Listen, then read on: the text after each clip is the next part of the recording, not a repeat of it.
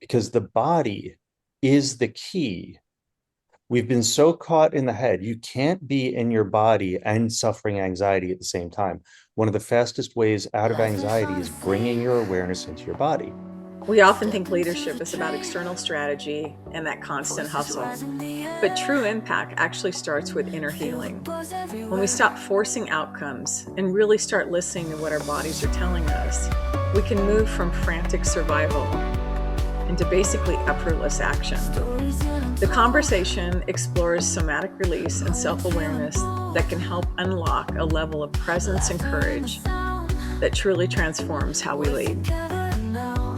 This is Leadership Sound Bites. Real leaders, real moments, real growth. Welcome to this week's episode of Leadership Sound Bites with my two special guests who have been on before but never together. So this will be freaking fun, people. So Chris DiStefano. That's the correct pronunciation, yes. Okay, good. I had to pause for a minute. Accelerated healing specialist. And a number of other frickin' things, by the way, but that one works really great. And it says it in the background. Sabrina Johnson, and there's a list. Spiritual mentorship, Reiki, hypnotherapy. I mean, it just goes on and on. So it's all things healing. And so I'm looking forward to this because when I think about, and I go back to this leadership, the core thing of leadership is not necessarily starting with leading our people and what we're going to do, but it starts with us. And so when we're leading us, what are we doing? Let's heal first. Let's fix the inside, the narratives, the stuff going on. So I'm excited for this. So I know we don't have a quote per se, but we have lots of stuff. Chris, I know that you've been kicking ass and taking names. So, but what is one of the things you're going to start us with, sir? So I was in a conversation with a buddy of mine last night, really smart guy, and he's trying to find stillness. He's been having incredible breakthroughs, really discovering deeper levels of himself. But he was sitting on the beach in California. He's from New York, and he couldn't be still even on the beach because he was trying to force himself into stillness, and he was caught in the paradox. And I've been working to introduce him to Taoism through the Tao Te Ching because there's an incredible concept of Wu Wei, and that would be effortless action.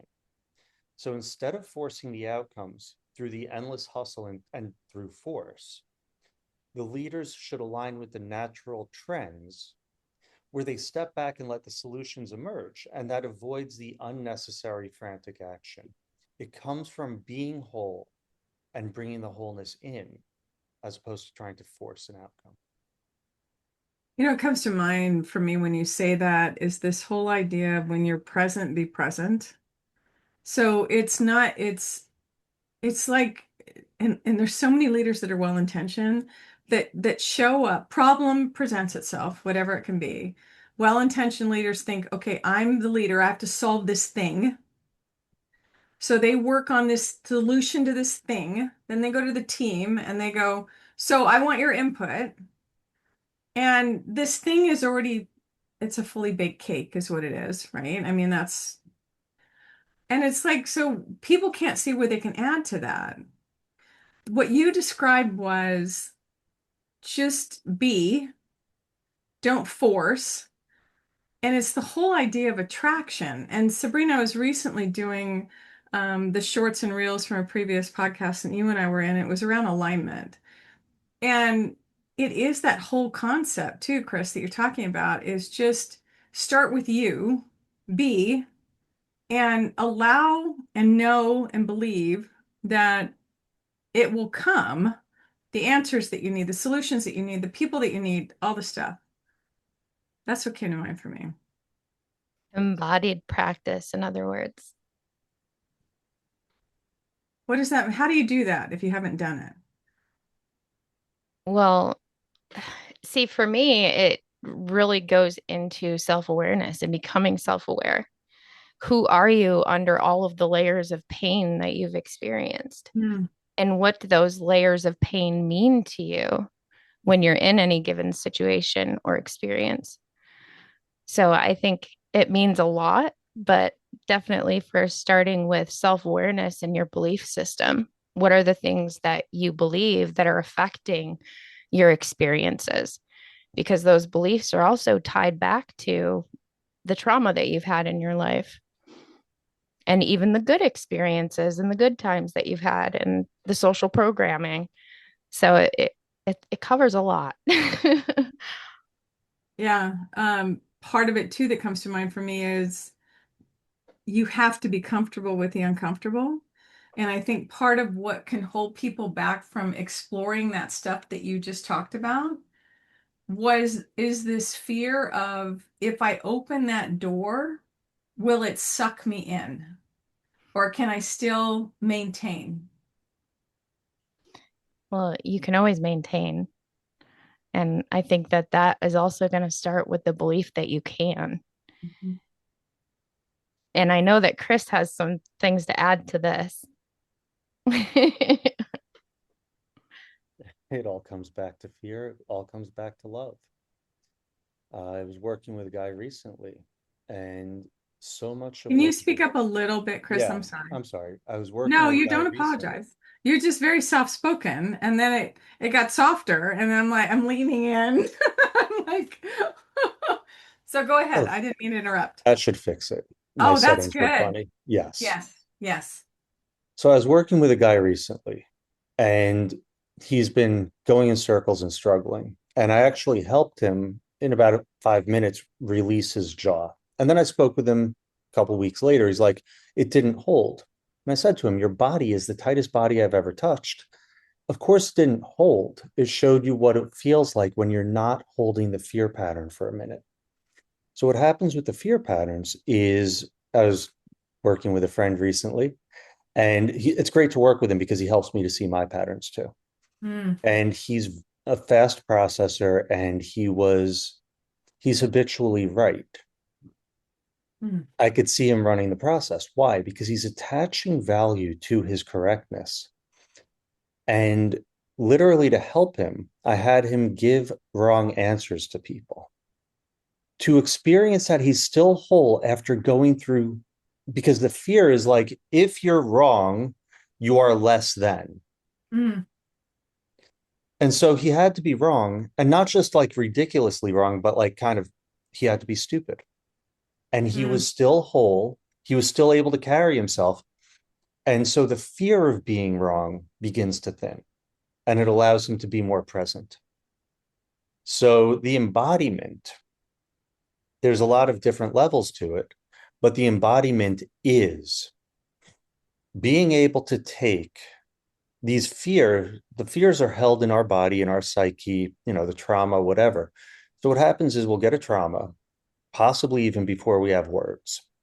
It gets held in the body because the body keeps the score, as that book title says. The body actually stores the vibration of the trauma. And then our psyche or our ego puts up a wall, and the wall tends to be whatever will make us turn around fastest. So it's usually pain.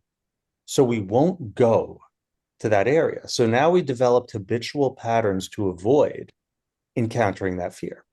So the embodiment of is actually being like, I was afraid to, let's say, talk to people I don't know.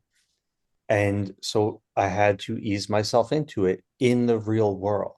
I had to embody, I had to bring it into this body executing the action in mhm, order to face that fear, to thin it, to then help with entire blocks of behavior that were based on avoiding that fear. mm. There's so much, you took me back. There's so much that comes to mind in that. The hashtag that I come back to is face your fears and do it anyway. And it is that thing that got me into public speaking. It got me into all that stuff because it's like, holy crap. I mean, literally, my knees would shake so bad that I thought my legs were going to collapse from underneath me. And I thought anyone who got up and wanted to be a public speaker was an idiot. I mean, what idiot would want to do that for a living, right? I mean, this is the narrative that I had going. But you're absolutely right when you're saying that stuff is we do need to at least recognize what it is and then be able to say, okay, now let's go do this thing that I have blocks or fears or whatever it may be. And it's not an easy thing to do, and it takes courage. And it's also knowing, back to your point, Sabrina, that there's something on the other side of that thing that we're doing that isn't comfortable. Yeah, and that actually brings me to a quote for you. Yeah. The easiest path forward is the way through, is through it. Yeah, I might have botched that a little bit, but No, you the didn't, but easiest you're path fine. forward is the Yeah. path through it. I think that's where I think bison, they're the ones that, for whatever reason, they walk into the storm. So if there's weather, they don't run from it, they go into it for the Yeah. same kind of thing. It's the easiest pass through it is to just head in and go for it. So Yeah, there, and I think that a lot of people in health and wellness and spirituality, just like many of us, we overthink it and we make it more complicated than it needs to be. Because yeah. usually the answer is right there in front of you. And you don't think it is because it's the easiest one, because it's simple. And the scariest in a lot of, in a Yeah. lot of ways. I mean, it can be did you say it's the easiest one? Yeah, It's it's simple. it's it's the yeah, simple, but not easy. Yeah. Uh, because it's the same difference of, easy versus complicated, simple versus hard. Right. And when Uh, I say easy, I'm thinking it's the one that you would think of easiest, yeah, closest. yeah, It's the most yeah, simple explanation. So yeah. it may not be the easiest path, Mm-mm. so to speak, Yeah. but it is the simplest solution. Um, what and I because I know there's new stuff happening to deal with to not deal with, that's probably what, to help people through different things that are impeding living our best lives, health wise or anything else. Um, what's new for either one of you? What are you working on? What are you doing? What are you excited about? That people would get excited about too. Well, I think they definitely get excited about some of the somatic things that we're doing, but then also rapid release, which is Chris's newest modality that he's created. So explain somatic and explain the rapid release stuff if you don't mind. Whoever. Chris, if you can do it, or Sabrina, either one. So somatic, like I said, was we store trauma in the body. Right. When we were at a class in California, there was a gentleman I was working with, and it's everyone, we're just having fun working on people's problems that they've had for 10 years that we're able to help them with. And I'm trying to have this gentleman because with rapid release, it's the recalibration of the musculature because the body is a reflection of consciousness. Everything runs like infinity mirrors. I'm not going to bog down in that. Okay. But when we have thought patterns that keep running, so this is why the importance of addressing, people think that they could skate through life with their fears. But with your fear of public speaking, you had gifts that you're here to give to the world. And you would take things that to avoid a fear. We will modify our patterns. We'll actually modify our life in the background to avoid a fear. We Mm-hmm. also modify the body. So this gentleman, I was only trying to have him move his head a certain way.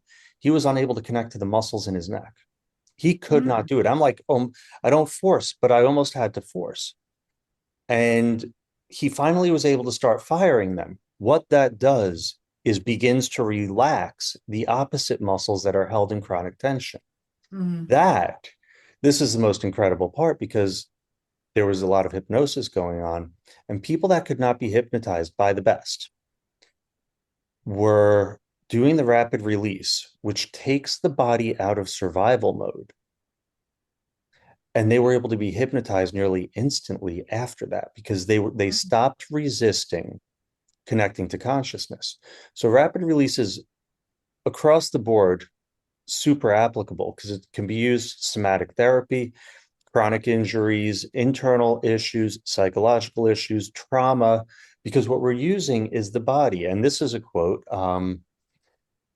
This is from the woman, Dr. Sue Morter, who wrote Energy Codes. Mm, And the body is the fastest way to awakening. That's either her or Vadim Zealand from Reality Transurfing. I believe he said, right now, the body is the fastest way to awakening. They both said the same thing, mm, because the body is the key. We've been so caught in the head. You can't be in your body and suffering anxiety at the same time. One of the fastest ways out of anxiety is bringing your awareness into your body. But we've been disconnected from it. We've been told we are just from here up, from our neck up, and the rest of the body's been sequestered. As we go into it and connect to its wisdom, that gives us a presence and a courage and a strength that is not really understandable by someone stuck in their head. And I've been mhm, stuck in my head for a long time, so I know what that's like. I used to believe thought. Now I understand sometimes it's not exactly true. mm. And so I can think and I could think really well when I have to, but I don't let it tell me what to do anymore. Mhm. And that's a step towards freedom. So So, it's a huge freaking step towards freedom. So yes, rapid release, what you're describing, to where you almost had to force them, you don't force people. Can it be done over Zoom or over a call, or do you have to be in the room with someone? I do it all of the above. I actually was being coached by someone, and his neck had been bothering him for like a week or two. He didn't want to say anything. Took about maybe 3 or 4 minutes, and his neck had been fine ever since. That's cool. So I can walk someone right through it. I have videos online. It's super easy to do, but then we can get it real fascinating and interesting too. It can go to very deep levels. It unlocks, it can unlock fascia. And almost Mm, no one talks about unlocking fascia because it's not the easiest thing to do. What happened was I sort of made my skull fascia kind of tight and I had to figure out how to loosen it. And that's how I discovered this. And I've been doing acupuncture for 20 years and I've been doing a lot of other healing modalities. Once I discovered this, I started seeing how across the board applicable it was. I also, in working with people, see how nearly all healing modalities work to put a band-aid on the problem. mm, It's like, okay, let's push the pain away. Let's see if we could get that elbow working, whatever it is. But it's like the elbow's not working because the shoulder's jammed up. If you don't look at the shoulder, you're not going to get the elbow. But very few people go beyond and say, what's the pain telling us? How can we listen to the body and then learn how to respond? I like it. Thank you. Sabrina, Yes. your world, what's going on? So, yeah, I've been doing some fun things too in terms of when I'm connecting with people for spiritual mentorship or just giving them readings and Reiki sessions. Hmm. I discovered that I had a gift of finding like where in the body that they are blocked, what chakra is blocked, why, like what traumatic experience they went through, which has been really helpful also in assisting Chris with some of the things that he's doing. So, what that allows us to do is balance the chakra system through this as well. Hmm. And the chakra system is another part of healing that I think a lot of people are undereducated about just because they haven't dug into like exactly how the chakra system works, where in the body and each chakra is trauma held, how is it released. Hmm. um yeah, there's been a pattern in healing and we're able to align the chakras in a way that allows you to actually release it, especially using rapid release with it. Hmm. Because again, it makes the body feel safe. So yeah, we've been kind of working together on those things. I love that. Sabrina's totally understating the whole thing Okay, because when a good. So, chakra's so, so, so overstate it. when when a chakra is out of balance, because I'm not, this is where we border on woo. but I'll go right back into physical. Okay. Let's say we have the solar plexus chakra. That's going to tie a lot into relationships. Now, if your relationships are getting pretty funny, and if your relationship with yourself is getting pretty funny, a lot of stress, what's going to happen? Your stomach's going to be out of sorts. Mm-hmm. So this is all very, very physical. The language that we use is a little bit different because we're working on multiple levels, but this is all like super physical. Now, if I want to go a little bit out there, almost nobody really is connecting well with chakras. Why could I make such a bold statement? Sabrina's worked with me on this because almost all the books only mention the front aspect of the chakra. Mm-hmm. And we've had firsthand experience with the chakra systems and exploring it. And actually, the back aspect of the chakra, which I've countless books, if I had 2 paragraphs that mentioned it, the back aspect of the chakra, the unknown, the willingness to let go is imperative because that's where the power comes from. So, really, learning to trust ourselves and our resiliency Mm-hmm. opens these doors to incredible levels of healing and connection. So, it's really going into thriving. Yeah, it's so funny you say that. The different teachings and stuff that I've been exposed to with chakra clearing and it's energy healing and all the stuff. I've had maybe one that talked about the back of the chakra and the front. And so my brain was like, oh, okay. Because you're right, it's not an aspect that I was used to hearing. Yeah. And that being said, I know next to nothing about the whole purpose and the value and the downside of not recognizing it and clearing, balancing that as well. Yeah.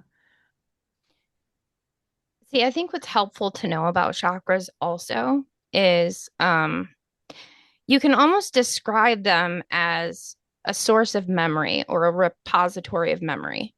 Because every experience that we've had, especially the emotionally charged one, leaves an imprint. And it's not just in the mind, it's held in the body, in the chakra system.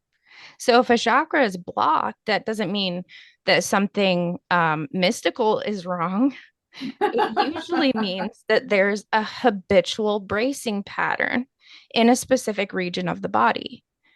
Yeah. So, for example, tight hips, that's often correlated with the sacral chakra, especially energetic stagnation or Hmm. unprocessed emotions. And that's just one example. What would you recommend? So if somebody's listening and they're like, I have no idea to where even frickin' start, what would you recommend? First of all, actually, let me back up a minute because I do want to make a statement that I hear from a lot of people as they get older that they attribute whatever's happening to them, the squeaks, the pain, the joint, whatever it is. Well, I am getting older. I hear that from people, and I just want to slap them.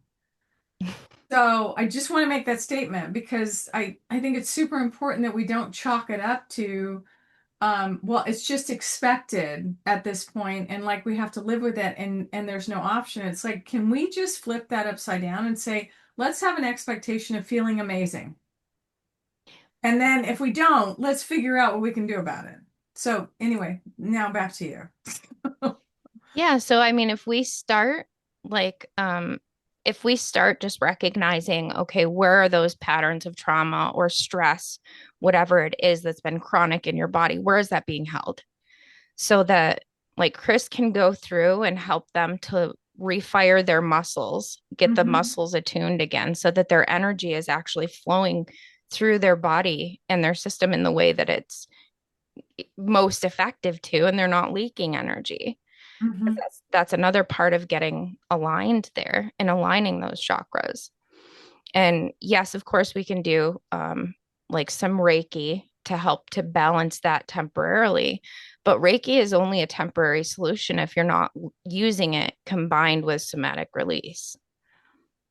So say somatic release, because Chris talked about we store the fear, we store the stuff. Is that what we're talking about when we say somatic, is we're storing this stuff? Yes. So Okay. like when I was talking about the chakras and um, holding those imprints or those patterns in your body, Mhm. and it's being held in the hips. That is what I Mhm. mean by releasing Okay. somatically, is releasing that area in the hips where it's stuck or it's trapped in the chakra. Okay. Thank you. Yeah. Chris. So one thing I'm a enormous fan of is if you're at 0, you can only go to 1. Don't try to jump to 10. Mm-hmm. So if you've never been in touch with your body, one of the things I'm actually studying to get better at now is postural recalibration and realignment.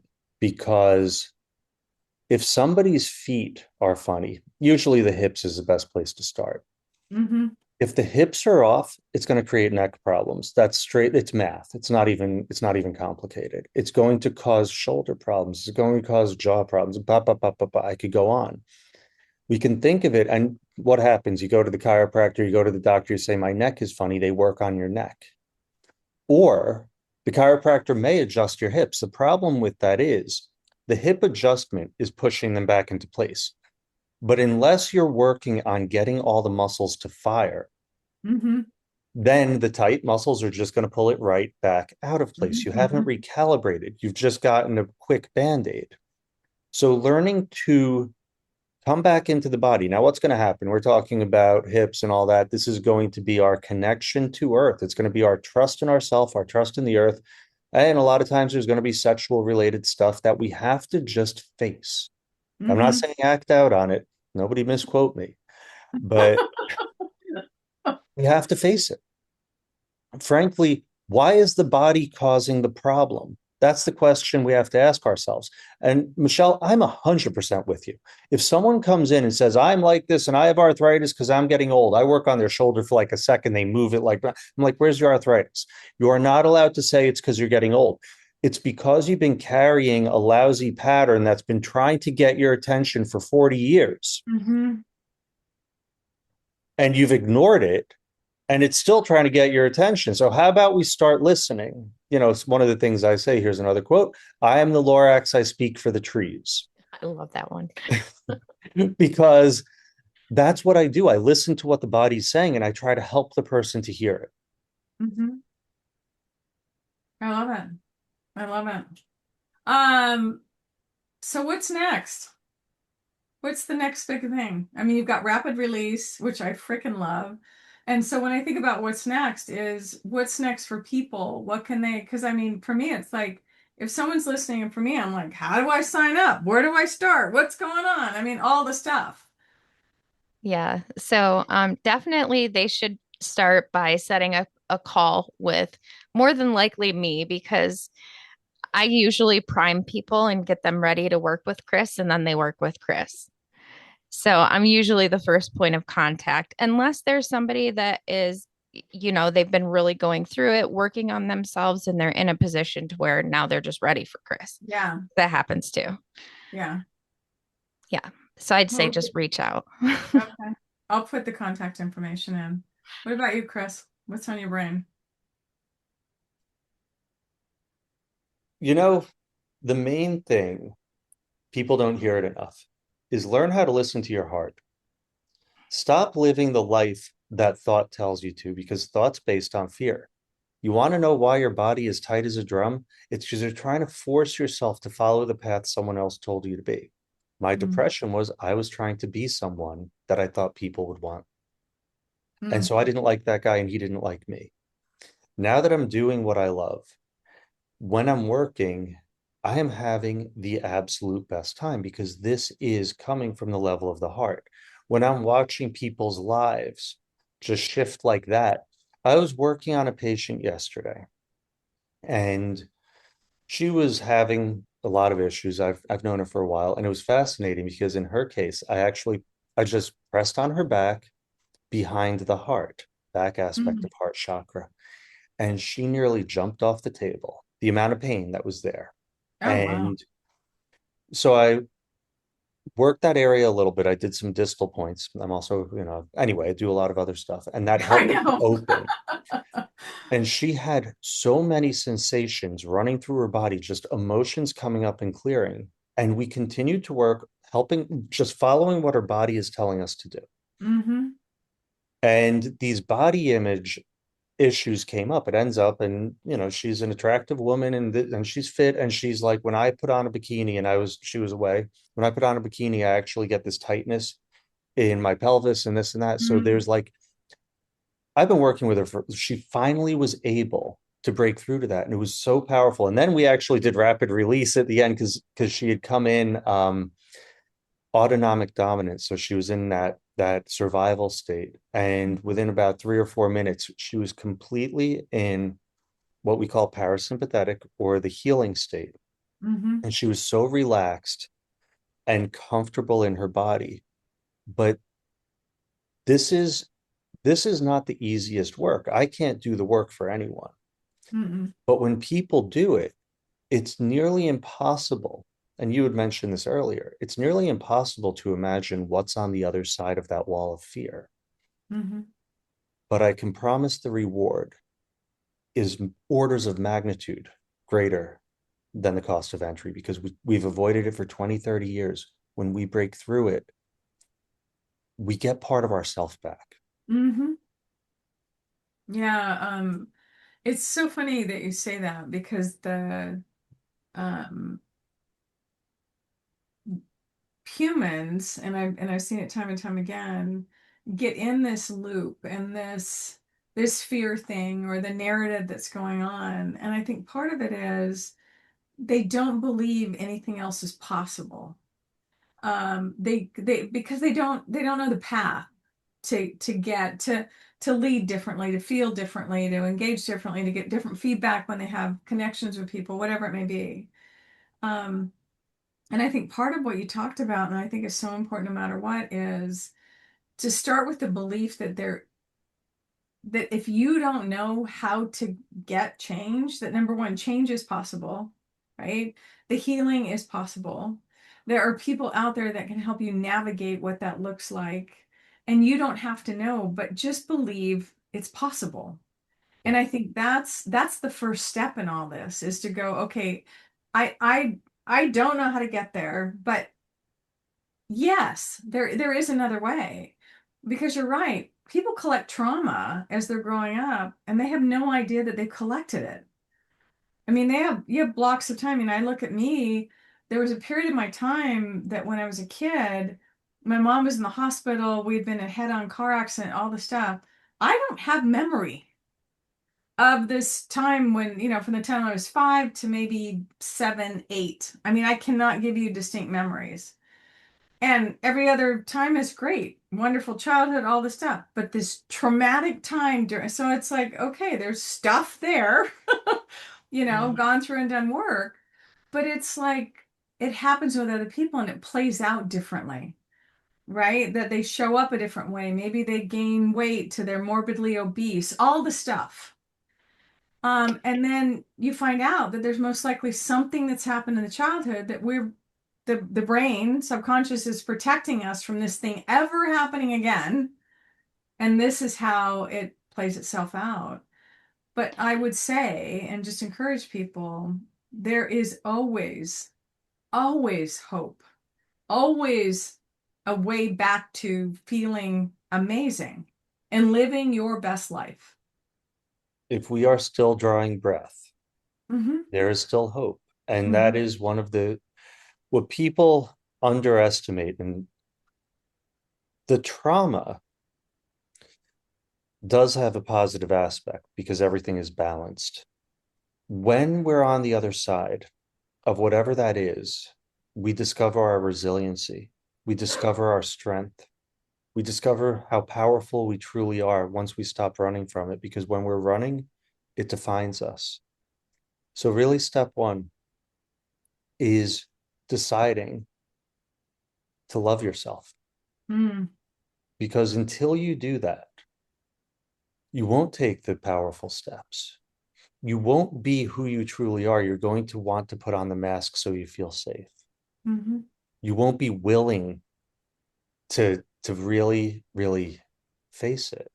And Mhm. until you do, it's going to be crying out to get your attention. Mhm. There was a book, and I don't remember who wrote it. It's a skinny one. I got it. It's Love Yourself Like Your Life Depends Upon It. And you're absolutely right, is that is the place to start. And he's got a practice in there what he went through. He was heavy depression and all that. But it's the ability to look in the mirror and go, that human there, I love you. And it's not an easy thing to do for everyone, especially if we're not facing, recognizing, confronting is so strong. Embracing is probably a good word. Who we are, all the bumps, warts, all the stuff, right? There's no conditions to that love, none. It's current state, and then you grow from there. And I'm sorry, I should give Sabrina a turn, but people are so funny because they're like, I can't love myself because I'm not perfect. Honest to God, I hear that more times than you'd imagine. I'm like, none of us is. Mm-mm. Thanks very much. But it's the same love if you have a child or a pet. They're going to make mistakes and you're still loving them unconditionally. But it's also that love. Don't forget to treat yourself like someone you love. Don't forget to do something fun. Don't forget to care for yourself as if you are the most important person in your life. We've been sold a bill of goods. I could go on about all this stuff, but we've been sold a bill of goods that to have self-love is to be selfish. Mm-hmm. That's not true. Being selfish is running that through the scarcity model at the exclusion of others. That's the toxic facet of love, which isn't really true. It's not love, that's fear. Mm-hmm. But true self-love, yes, if you don't love yourself for real, like kind of unconditionally type of for real, Mm-hmm. you're going to be in codependent toxic relationships. You're going to make decisions out of fear. You're going to sell yourself short. You're going to build resentment. I could go on a whole list of why failure is just waiting for you around every corner Mm-hmm. because that's the truth. Yeah. It is also the thing that, and especially with moms tend to do this to where my kids are number one, and it's like they can't be. Okay. You have to be number one because it's important for you to stay whole, grounded, well, all the stuff, so that you can be there to care and nurture for other people. And if we flip that, then we end up sacrificing who we are, and we're not in a position to care for anyone. I mean, you can want to all day long, but you're on the path of, hi, let's go on a long road trip and we're on quarter of a tank of gas. It's like it's not going to happen. And you're a horrible, abysmal role model for your kids.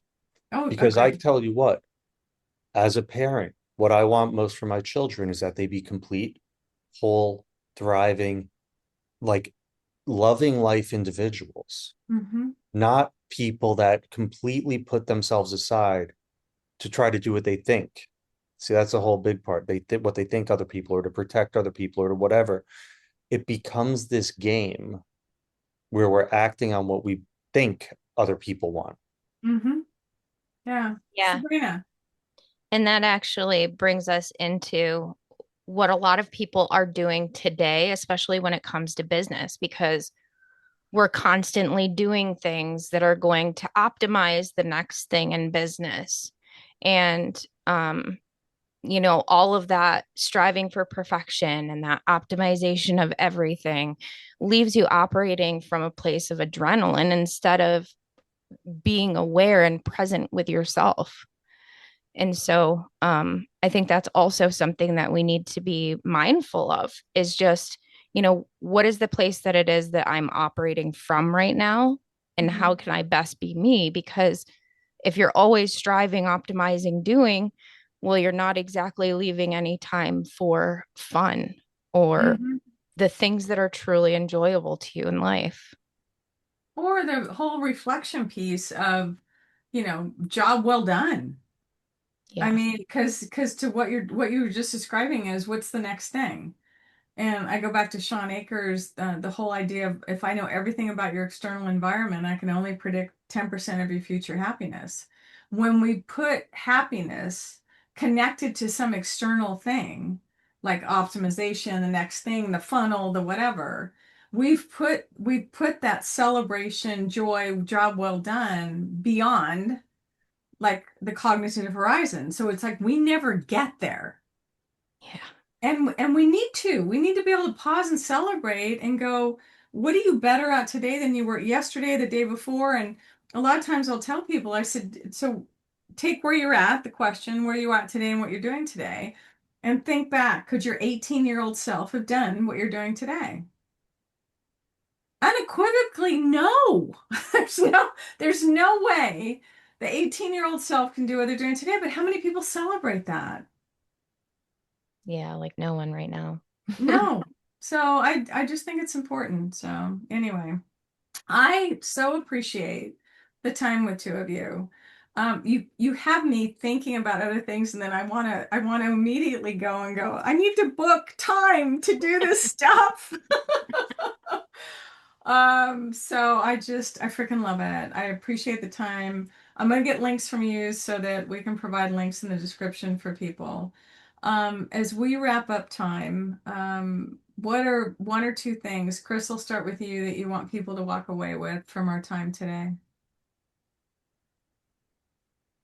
The most important thing is learn how to be present with yourself. Mm, We're taught how to avoid ourselves, how to get caught in our heads, how to be smart, how to think. Learn who you are and learn how to love that person. We talk about all the stuff.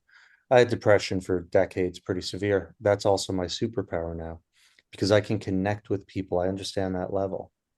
And so what we go through gives us insight, depth, understandings, and really stop beating yourself up, stop the negative self-talk, start getting back into your body, and it'll give your mind peace.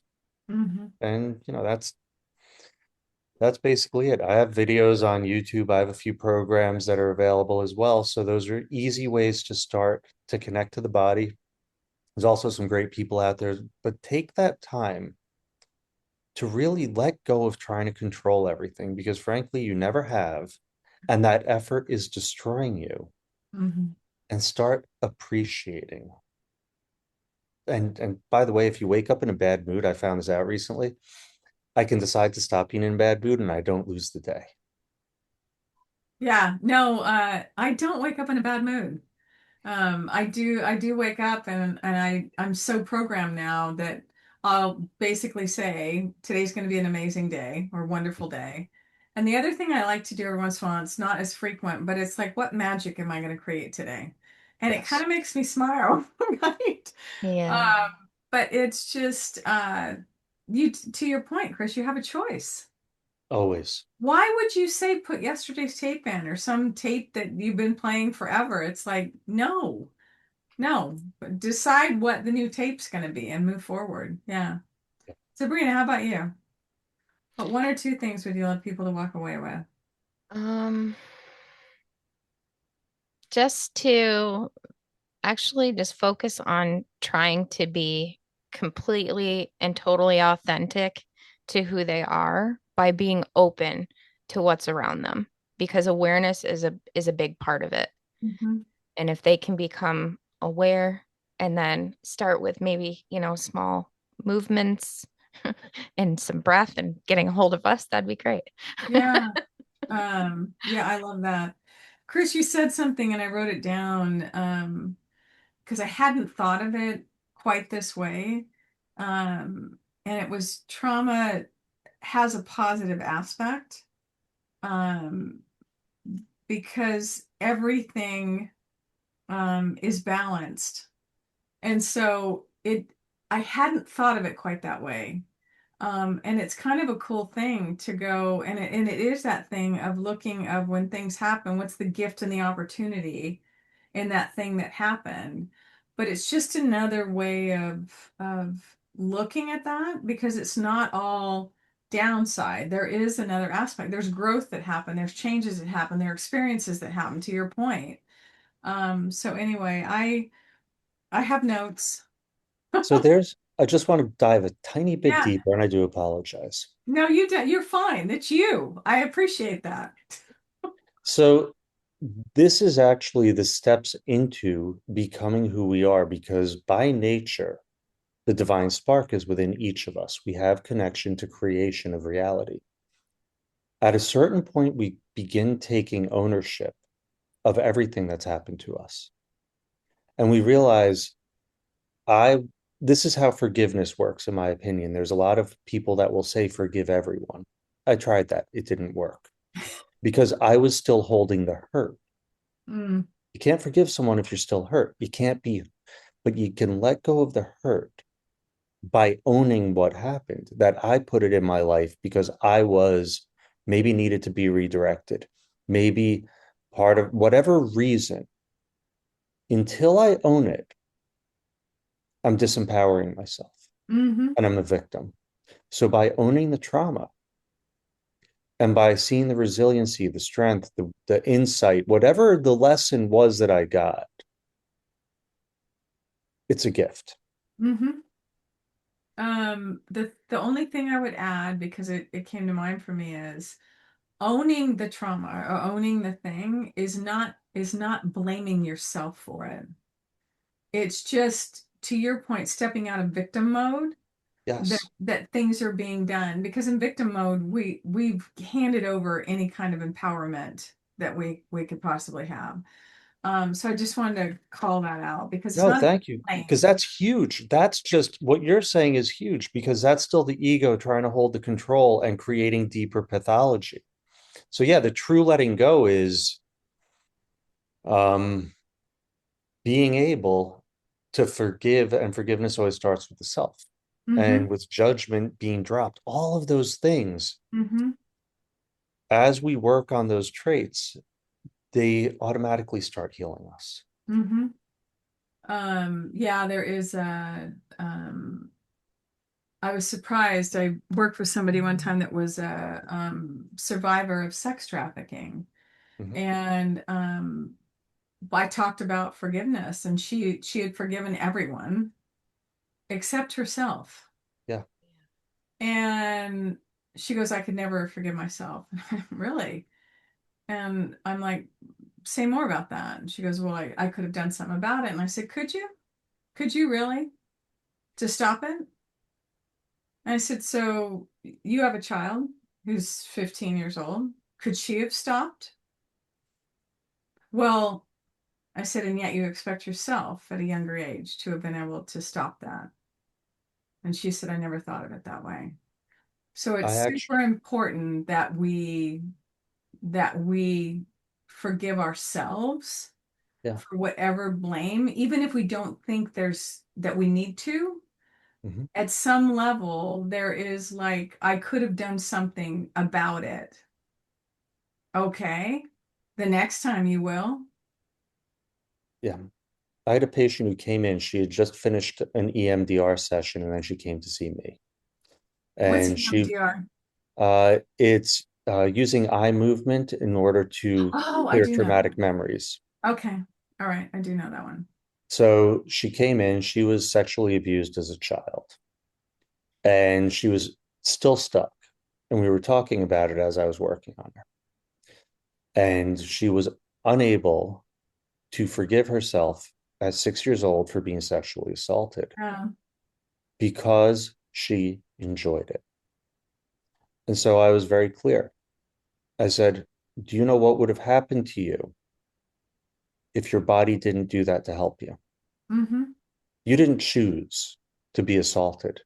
Your body was protecting you. Are you ready to let it go? And that gave her such a frame flip. She was literally at that point able to forgive herself because she understood it wasn't a choice to enjoy it. It was Mm-hmm. protection. Yeah. That was what kept her safe. Yeah.